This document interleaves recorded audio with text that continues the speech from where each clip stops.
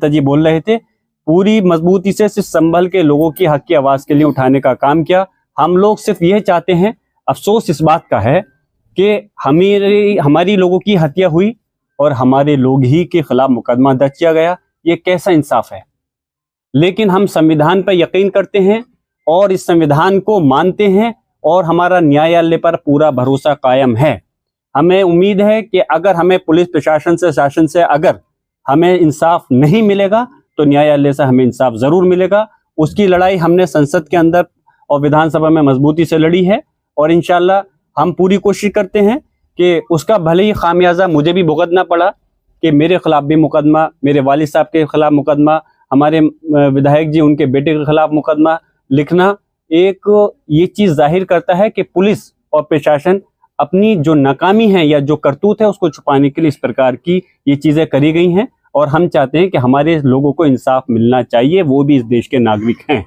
आप स्थानीय सांसद हैं, आपको इतना समय क्यों लग गया अपने इलाके में आने में? मैं गुजारिश करूंगा कि काश आप ये भी दिखाते अपने चैनल पर कि जिस प्रकार से यहाँ पे लोगों की जान ली गई है उनके खिलाफ क्यों कार्रवाई नहीं की गई। आप ये सवाल पुलिस प्रशासन से और सरकार से करते तो मुझे खुशी होती। आप इस देश का चौथा स्तंभ हो।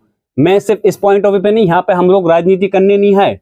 राजनीति करना होता तो हम पहले से बहुत कुछ प्रयास कर सकते थे। माननीय राष्ट्रीय अध्यक्ष अखिलेश यादव जी ने पहले ही डेलीगेशन बनाया था, शायद आप लोगों को मालूम होगा, हमने 3 बार प्रयास किया आने का, लेकिन हमको रोक दिया गया। पहला प्रयास किया तो 3 दिन की, माननीय माता प्रसाद पांडे जी ने कहा था 3 दिन की, कहीं डीजीपी जो उत्तर प्रदेश है कि 3 दिन के बाद चले आइए। फिर हमने फिर से राष्ट्रीय अध्यक्ष जी ने एक डेलीगेशन बनाया, फिर आने का प्रयास किया तो हम लोगों को लखनऊ, दिल्ली, जगह जगह मुख्तलिफ जगह पर रोक दिया गया। हम लगातार प्रयास कर रहे थे आने का, लेकिन अफसोस है मैं यहाँ का सांसद हूँ।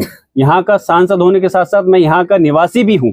मुझे भी आने के लिए क्यों रोका गया? मैं अपने लोगों के दुख में, दर्द में शरीक होना चाहता था, मैं उनके गम में शरीक होना चाहता था, उनकी परेशानी को समझ करके मैं चाहता था उनको इंसाफ मिल सके, लेकिन अफसोस है यहाँ आने नहीं दिया गया।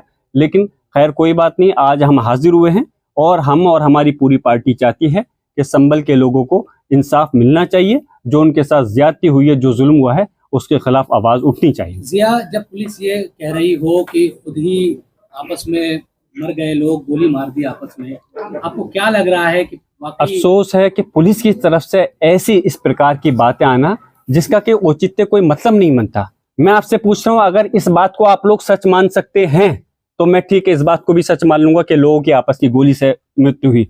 अगर मैं कहूं कि पुलिस के 2 थानों के बीच में आपस में लड़ाई चल रही थी किसी चीज को लेकर के, उनकी गोली हमारे लोगों को लग गई, तो अगर आप इसको सच मान सकते हैं तो उसको भी मान लीजिए। कोई औचित्य नहीं, जिसका हाथ पांव नहीं, इस प्रकार की अनावश्यक बात करना। और ऐसी पुलिस प्रशासन, बहुत अफसोस की बात है। और मैं कह रहा हूं, मुझे ये बताइए कि पुलिस प्रशासन ने यहाँ पर हमारे लोगों के हाथ में पत्थर तो दिखाए कि जो पत्थर चला रहे हैं, क्या एक भी व्यक्ति के हाथ में ये दिखाया किसी के हाथ में कोई असला था?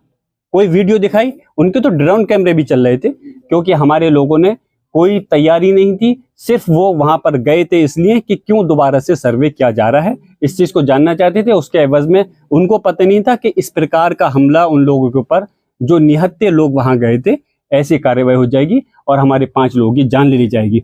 जान तो सिर्फ 5 लोगों की गई है, लेकिन घायल 2 दर्जन से ज्यादा लोग घायल हैं जिनके ऊपर वो हुआ है। अफसोस है कि जैसे अभी हमारे लाल बिहारी साहब, हमारे नेता प्रतिपक्ष विधान परिषद ने कहा कि उन्हीं के गोली लगी और कोई मुकदमा अभी तक नहीं। कैसे हम लोग कह रहे हैं, जो लोग मुलजिम हैं, जिनके हम उंगली उठा रहे हैं कि उन्होंने गोली चलाई है, हम कैसे उम्मीद करें कि हमें इंसाफ मिलेगा? लेकिन हम फिर से मैं कहता हूं, हमें इस देश के संविधान पर, न्यायालयों पर भरोसा है। हमें उम्मीद है कोर्ट से इंसाफ हमें जरूर मिलेगा। आदर्श अस्पताल आपके परिवार के लिए सुरक्षित और सर्वोत्तम स्वास्थ्य देखभाल केंद्र, धनौरा रोड, गजरौला, जनपद अमरोहा। Mobile number 9997258708।